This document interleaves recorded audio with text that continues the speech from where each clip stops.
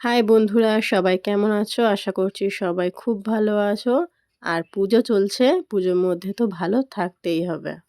ষষ্ঠী, সপ্তমী, অষ্টমী, নবমী, বিজয়া দশমী। তো আমাদের এখানে খুব ভালো একটা নিয়ম আছে যেটা আমার পার্সোনালি খুবই পছন্দের। যে ষষ্ঠী পেরিয়ে সপ্তমীর যে ভোরটা, ওই ভোরে দুর্গা ষষ্ঠী দেওয়ার, যেটা আমরা বলে থাকি ফোঁটা দেওয়ার। সিঁদুর ও খড়িমাটির ফোঁটা। যে ফোঁটাটা ভোর হওয়ার আগেই মানে সূর্য ওঠার আগেই সেরে ফেলতে হয়। প্রথম বাড়ি থেকে শুরু করতে হয়, বাড়ির যে মন্দির আছে সেই মন্দিরে ফোঁটা দিয়ে শুরু করতে হয়। তো বাড়ির মন্দিরে আমার ফোঁটা দেওয়া হয়ে গিয়েছিল। বাড়ির কাছে আরেকটা মন্দির ছিল, শীতলা মায়ের মন্দির, ওখানেও ফোঁটা দেওয়া হয়ে গিয়েছিল। তো তাড়াহুড়োর মাথায় সকাল হয়ে যাচ্ছে দেখে সেই ভিডিওগুলো তোমাদের সঙ্গে শেয়ার করা হলো না। যেটুকু পারলাম তোমাদের সাথে শেয়ার করলাম। তোমরা দেখতে থাকো। আমি উঠেছিলাম ভোর 3:30 নাগাদ। তো বাড়ি পরিষ্কার করতে, ঘরদোর গোছাতে আর ঠাকুরের বাসনপত্র ধুয়ে রেখে এসেছি। এখান থেকে ঘুরে গিয়ে ভোগটা দিয়ে দেব। কারণ ভোগ দেওয়ার সময় হতো না, ভোগ দিতে গেলে অনেকটা বেলা হয়ে যেত। তাড়াহুড়োর মাথায় চলে এসেছি। মা মনসা, মা শীতলা, গাজী বাবা অনেকের মন্দিরে ফোঁটা দিয়ে এসে, পঞ্চানন বাবার মন্দিরে ফোঁটা দিয়ে, হরগৌরী মন্দিরে ফোঁটা দিয়ে চলে এলাম দুর্গা মণ্ডপে। নিজের বাড়িতে ফোঁটা দিলেও, অনেক মন্দিরে ফোঁটা দিলেও দুর্গা মায়ের কাছে যদি ফোঁটাটা না দেওয়া হয় তাহলে এই ফোঁটাটা অসম্পূর্ণই রয়ে যায়। দুর্গা মায়ের কাছে ফোঁটা দেওয়া হয়ে গিয়েছে, মা লক্ষ্মী ও মা সরস্বতীর কাছেও ফোঁটা দেওয়া হয়ে গিয়েছে। আর এই দেখো সবাই এখানে ফোঁটা দিয়ে গেছে, কত সুন্দর লাগছে জায়গাটা, তাই না? দুর্গা মায়ের কাছে ফোঁটা না দিলে ফোঁটা অসম্পূর্ণই রয়ে যায়। দুর্গা ষষ্ঠী হয়ে যাওয়ার পর একে অপরকে সিঁদুরের টিপ পরানো হয়। এই যে মুহূর্তটা আমি খুব ভালোবাসি। এই মুহূর্তটা কেন জানি না, আমার খুবই পছন্দের একটা মুহূর্ত।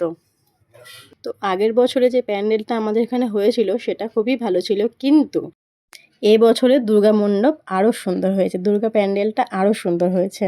তোমাদের প্যান্ডেলটা দেখাচ্ছি, তোমরা অবশ্যই কিন্তু কমেন্টে জানিও প্যান্ডেলটা কেমন হয়েছে, প্যান্ডেলের কারুকার্যগুলো তোমাদের কেমন লেগেছে। দেখো কত সুন্দর লাগছে প্যান্ডেলটা। আর সবথেকে বড় কথা হলো আমাদের দুর্গা মায়ের মুখটা খুবই সুন্দর লাগছে। দেখো তোমাদের হয়তো অতটা আমি দেখাতে পারছি না, কিন্তু দুর্গা মায়ের মুখটা অপূর্ব অসাধারণ হয়েছে। আর এটা বাইরের ভিউ, দেখো কি সুন্দর সাজিয়েছে না, আমার তো খুবই ভালো লেগেছে। এবছর মা এসেছেন গজে, অর্থাৎ হাতিতে। তো এখানে অনেকগুলো হাতির স্ট্যাচু করা আছে। তো মায়ের এখানে আগমনটাই হয়তো তুলে ধরার চেষ্টা করেছে প্যান্ডেলের মাধ্যমে। দেখো কত সুন্দর হাতের কারুকার্য করে প্যান্ডেলটা তৈরি করেছে। আর ওই উপরে দেখতে পাচ্ছ একজন দাঁড়িয়ে আছে। তো কে দাঁড়িয়ে আছে তোমরা আমাকে কমেন্ট করে জানাও, আমি তো বুঝতে পারছি না। আমাদের এখানের প্যান্ডেল তোমাদের কেমন লেগেছে অবশ্যই কমেন্ট করে জানাবে। দুর্গা মায়ের মন্দিরে ফোঁটা দেওয়া হয়ে গিয়েছে, কালী মায়ের মন্দিরে ফোঁটা দেওয়ার জন্য রওনা হয়ে গেলাম। চলে এলাম কালী মায়ের মন্দিরে। আমাদের এই মন্দিরে প্রতি বছর খুব ধুমধাম করে পূজা হয়। পুরো গ্রামের মানুষ এখানে থাকেন, এই পুজোতে সামিল হন। মায়ের মন্দিরে ফোঁটা দেওয়া হয়ে গেছে, মাকে একটু আরতি করে নিচ্ছি। দেখো মায়ের মুখটা দেখেই শান্তি। মাকে একটু আরতি করে নেওয়ার পর মায়ের ঘটে লাল ফুল দেব। মায়ের লাল ফুল খুবই পছন্দের, তো আমি মনে করে ঠিক লাল ফুলটা মায়ের জন্য নিয়ে এসেছি। মাকে ফোঁটা দেওয়া হয়ে গেছে, মাকে আরতি করাও হয়ে গেছে, ফুল দেওয়াও হয়ে গেছে। সব শেষে মাকে প্রণাম জানিয়ে মায়ের মন্দির ছাড়ব। আর আমরা এখানে অনেকেই এসেছি ফোঁটা দেওয়ার জন্য। বাইরে শাশুড়ি মা আছেন, উনি শাঁখ বাজাচ্ছেন আর আমি ফোঁটা দিচ্ছি। মায়ের মন্দিরে ফোঁটা দেওয়া হয়ে গিয়েছে, চলে এলাম রাম মন্দিরে। এখানে ফোঁটা দেওয়া হয়ে গেলে এবছরের মতো আমাদের ফোঁটা দেওয়ার পর্ব শেষ। আবার আগের বছরের জন্য ওয়েট করে থাকবো। ফোঁটা দেওয়া আমার হয়ে গিয়েছে, চললাম বাড়ির পথে। আর আমার ভিডিওটা যদি তোমাদের ভালো লেগে থাকে তাহলে লাইক, কমেন্ট, শেয়ার করো।